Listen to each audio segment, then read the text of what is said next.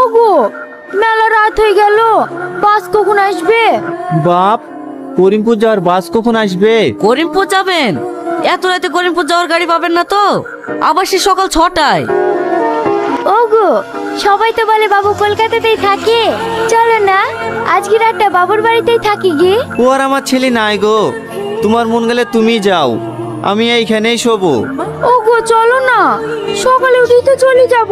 না, যাব না। তুমি সব ভুলে যেতে পারো, কিন্তু আমি কিছুই ভুলিনি। তুমি জানো বাবুর নাকি একটা মেয়ে হয়েছে, চলো না মুখটাও দেখে আসা হবে। মেয়ে হয়েছে? কাল সকালে উঠে কিন্তু বাড়ি চলে যেতে হবে। ঠিক আছে ঠিক আছে, চলো।